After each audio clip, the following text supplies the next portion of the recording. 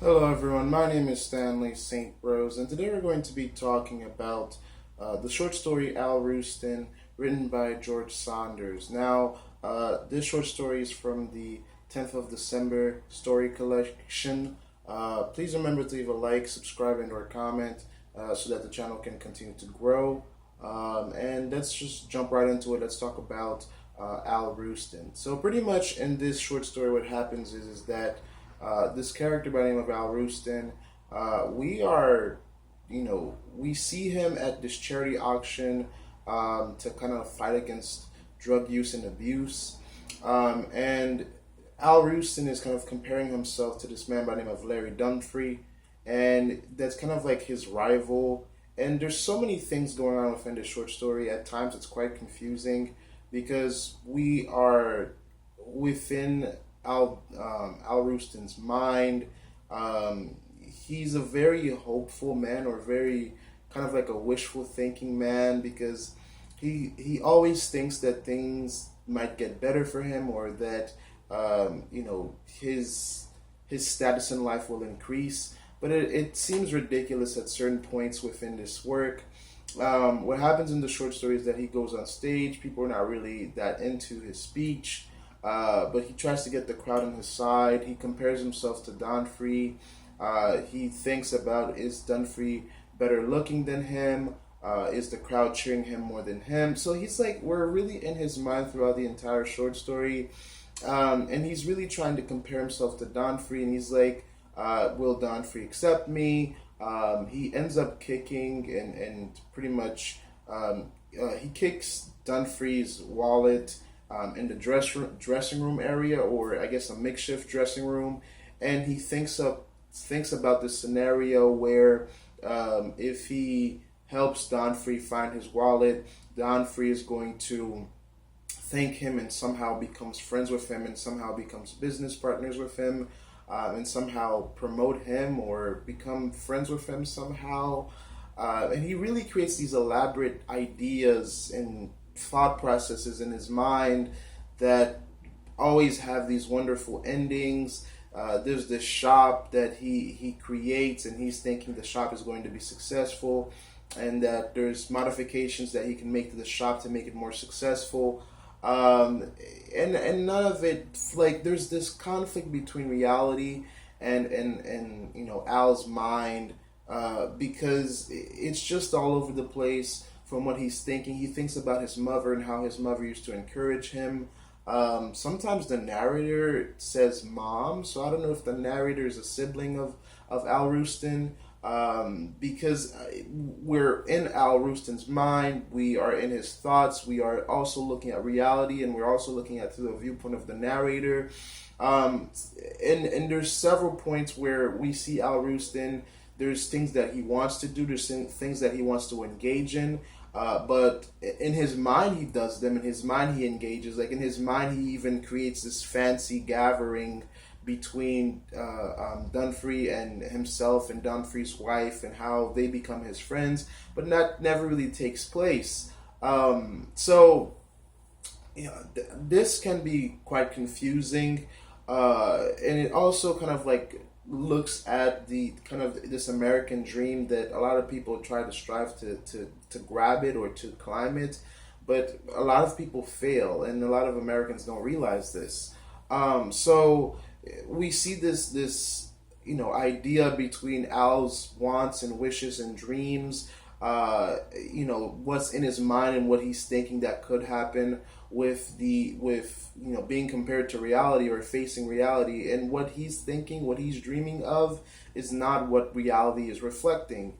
And that's something I feel like that really hits home, because I think a lot of us, we have hopes of the future, of how bright the future is, but we never think about the negatives, and how sometimes what we wish and what we strive, even sometimes when you work hard for something, it might not come to pass.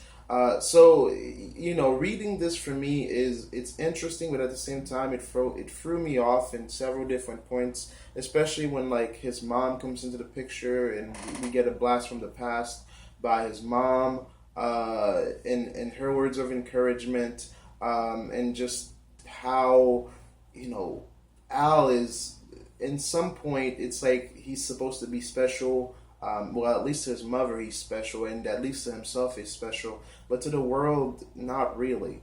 And I think that's something that really hits home in the 21st century, and the 2020s, because I feel like a lot of parents raise their kids with this idea that they're special and that the world is going to shower them with treasures and gifts, which is simply not true. Reality can suck. Reality, because everybody's fighting for the American dream. Everybody's fighting for success and fortunes and a brighter future. And the reality and the truth of the matter is that in order for some people to make it, a lot of people are going to have to fail. Now, you might not believe in that, but I'll just tell you this: just look at the world. Most people who are wealthy, they have all the finances, and pretty much the majority of the world live in poverty or live in not pleasurable conditions. There's only like 30, 31, I guess, developed countries in the world. The classes go down to second world countries, into developing world countries, into third world countries. So not that many people in the world have bright futures and upward mobility and success and wealth and healthcare and things like that. So success in everyone's mind around the world is always this hope, this wish, this dream to have a better life and to be more than maybe what you were born into. But those hopes, and sometimes even when you work hard for it, it might not become your reality. And Al Roosten, I think, the last scene with him in this store, he's thinking like, okay, I can make this store, this business venture, into a better thing. I can put in some new additions to it, and that will make people come. But really, the only people that are around his stores are hobos and people who are homeless, people who are not doing that well, and he doesn't like them because it doesn't really reflect well on his business. There's this scene where he says that the hobos can't even spell.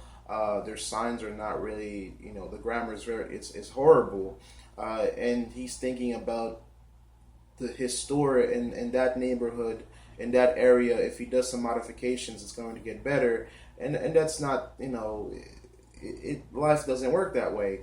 But in his mind, he sees bright things, and I guess that's one thing that humankind has. We always, we always dream of brighter days. We always dream of success. But our imaginations, it's always easier to imagine great things rather than to make them a reality. Reality is much more arduous and much more demanding than your thoughts. Your thoughts are like, hey, you can do this and you are going to reach it. And in an instance, you can think of a brighter future in your mind, but in reality, it's never that easy. It's never that simple. There's always more steps, more things and challenges that you have to face on a daily basis.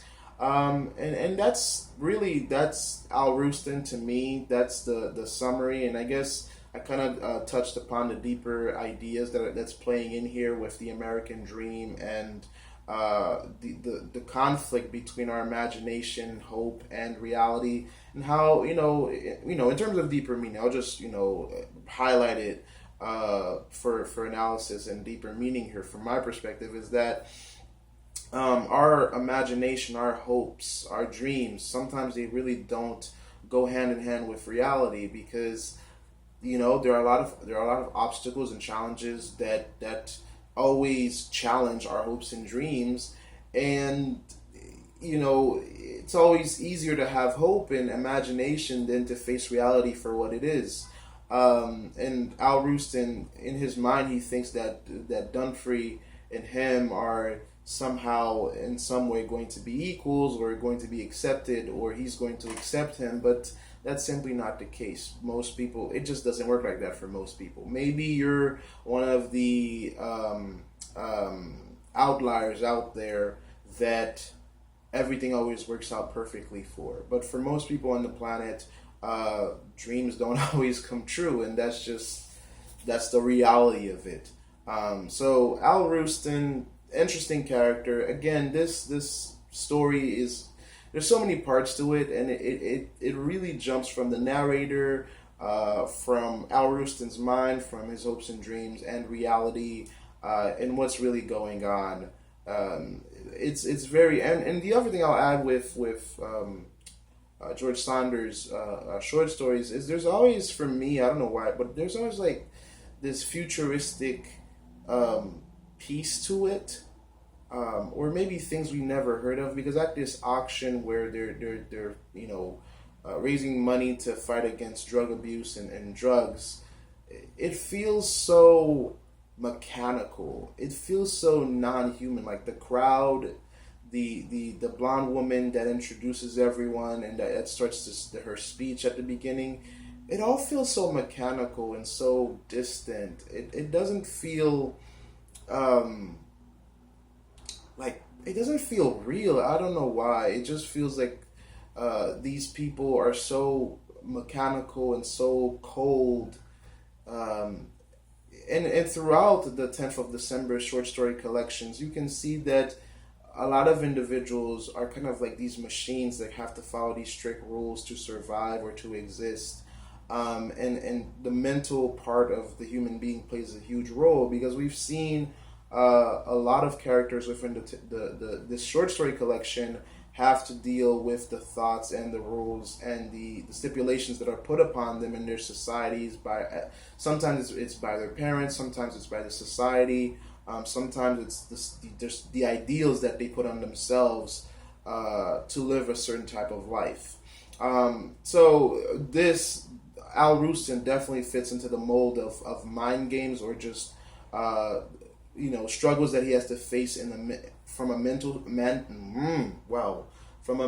standpoint. There you go. That's what I'm trying to say. From a mental standpoint, because this short story, we see a lot of jumping back and forth from what he wants, what he desires, and to what really exists in reality.